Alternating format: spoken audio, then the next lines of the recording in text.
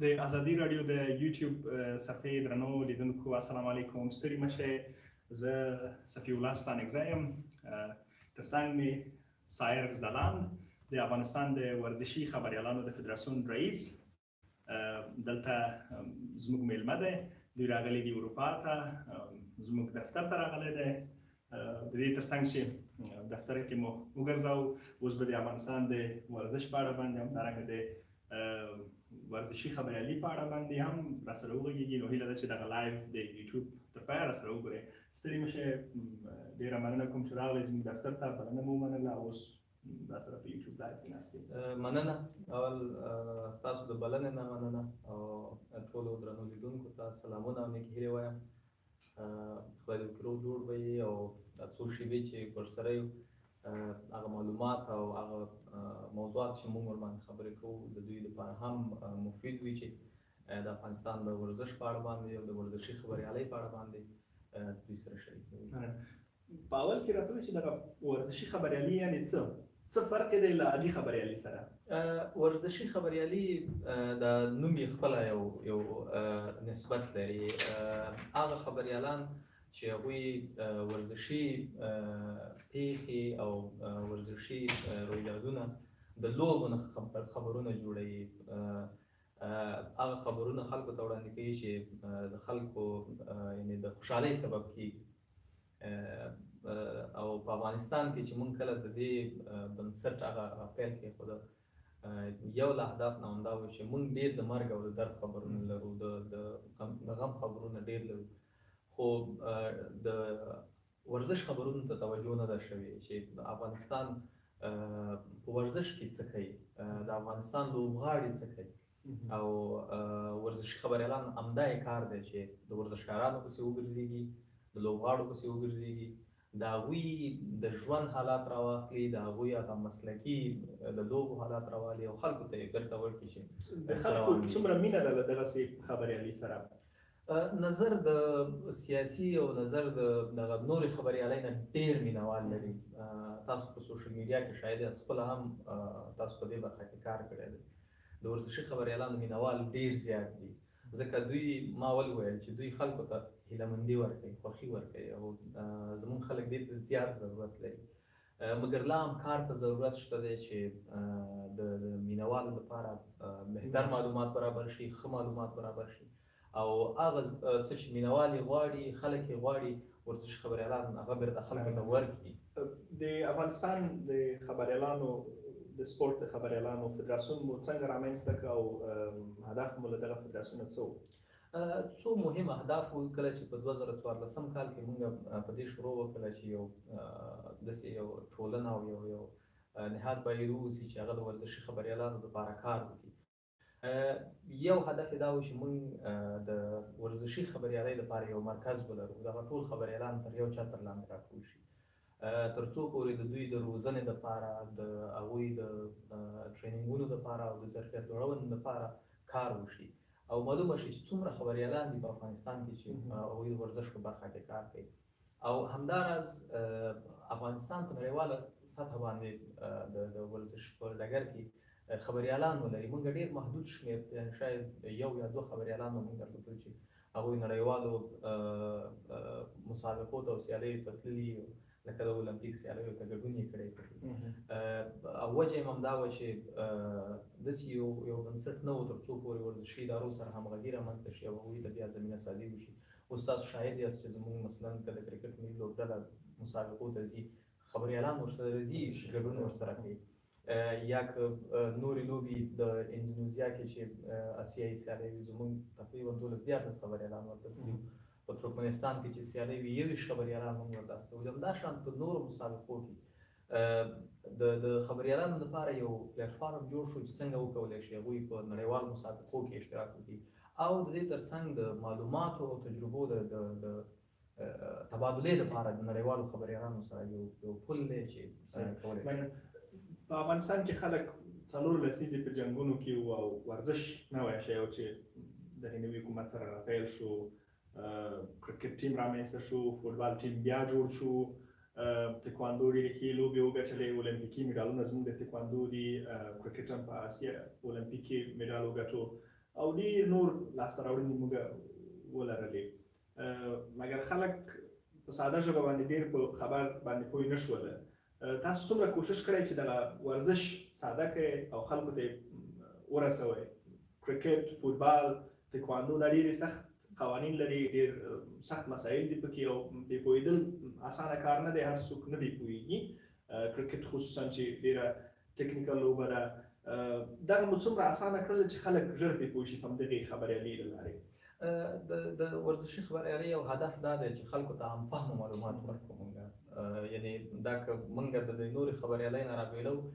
معنا یې دا ده چې ورزشي خبریال باید په هغې باندې پوه واوسي مسلکي واوسي تر څو پورې چې بېرته اورېدونکي ته راپور ورکوي نو د هغه اورېدونکي په ذهن باندې حاکم وي چې اورېدونکی زما په کومه ژبه پوهېږي او څومره د هغه د هغه حافظې قوې قوي ده چې هغه زما نه اخذ وکړي او زه چې ورته کوم راپور ورکوم هغه واخلي مګر متاسفانه موږ لا تر اوسه پورې په ټوله کې هغومره پیاوړي خبریالان نه لرو چې هغوی دې په ټوله معنا باندې وکولی شي چې درسته راپورګي وکړي او په سمه توګه باندې راپور ورکړي مګر لرو موږ داسې خبریالان لرو چې خلک د هغوی غږ ته لیواله دي خلک د هغوی راپور ته لیواله دي چې د هغه غږ واوري او د هغه په هغه لهجه باندې ښه پوهېږي د هغه په خبرو باندې ښه پوهېږي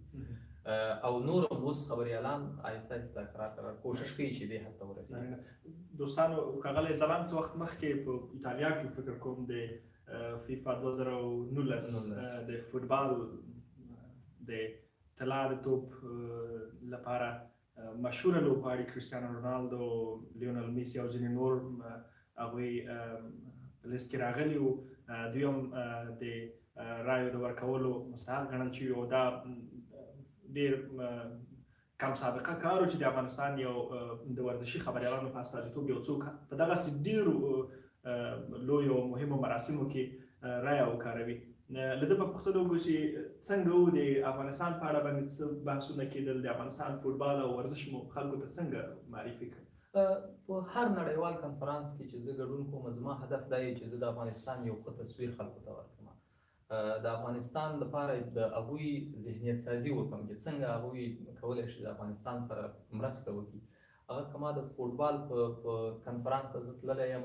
د افغانستان د فوټبال په اړه غږېدلی یم ورسره که د کرکټ موضوع د افغانستان د کرکټ په اړه مې خبرې کړي که د اولمپیک موضوع د افغانستان د اولمپیک په اړه باندې زما هدف هم دا دی چې زه د افغانستان هغه غوښتنې چې زموږ چارواکي نه دي توانېدلي چې هغوی مستقیم خپلو چارواکو ته ورسوي زه یې د خبریالۍ د لارې نه او د هغه کنفرانسونو د لارې نه چې زه پکې اشتراک کوم د چارواکو تر غوږونو پورې ورسوم د بېلګې په توګه په تېره میاشت کې زه قطر ته تللی وم د افغانستان فوټبال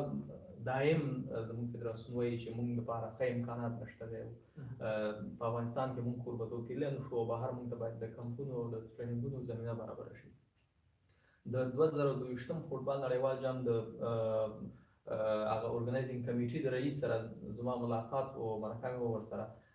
لومړی غوښتنه چې زما د مرکې نه وروسته ورته وه چې افغانستان ته باید ټرېننګ کمپونه فري ورکول شي او هغه په ډېره خلاصه سینه وویل چې افغانستان د موږ نه غوښتنه وکړي موږ به فري ورته هغوی ته رسمان حکومت باید رسمان باید فدراسیون د فوټبال فدراسیون یعنې دا یوه بېلګه وه دا شان په هر کنفرانس کې چې زه ناست یم ما کوشش کړی دی چې هغه څه چې ما ته معلومیږي چې زموږ په اداراتو کې او زموږ په ورزش کې ورته ضرورت د هغوی تر غوږونو مې رسولي دي او جدي مې ورنه غوښتنه کړې ده چې دلته موږ افغانستان کې دغه برخې ته ضرورت لرو د روزونکو په برخه کې د ریفري یا د حکم په برخه کې او خوشبختانه چې ما هغه غوښتنه رسولې ده تر یو حده پورې په هغې باندې عمل شوی دی دوه مسلې یو دا چې په خپله فدراسیون کې تاسو څومره خبریالان روزلي دي یعنې څومره کسان اوس عملا فعاله دي له دې وروسته چې تاسو سره یې کار وکړه او ورزشي خبریالي زده کړله اول دا راته ووایي دوم دا چې په خپله د دغه فدراسیون د غني کولو لپاره دا چې باید ډېر تخصصي واوسي او یو په علمي بنسټ هم بدل شي د خبریالانو لپاره څومره مو دغه برخه قوي کړې ده موږ په پیل هدف مې دا و چې تاسو ځینې اوارډونه شوګانې مو جوړې کړلې او ځینې ملګري وو در سره فعلا په فدراسیون کې ځینې کسان له تاسو سره نشته ځینې خفګانونه فکر کوم رامنځته شوي دي دغو علتونه څه دي او ولې دغسې خلاګانې رامنځته شولې د اختلافات په هغه وخت کې رامنځته کېږي چېرته چې کار وي ځکه هلته کار کېږي چې اختلاف رامنځته کېږي او یعنې دا معمول ده چې په یو بنسټ کې دا هغه فکري اختلاف د بنسټ د پرمختګ سبب کېږي مهمه دا ده چې نظریات واورېدل شي او دا چې نظریات اورېدل کېږي دا مهمه ده په افغانستان کې ډېر بنسټونه جوړ شوي دي مګر دا چې هغوی انتقاد پذیره نه وو او نظریات د خلکو نه اخیستل بیرته محو شوي دي ختمه شوي دي مګر خوشبختانه فدراسیون ورځ په ورځ رشد کړی دی صحیح د ځینې ملګري دوستان به خفه شوي ځینې خبریالان به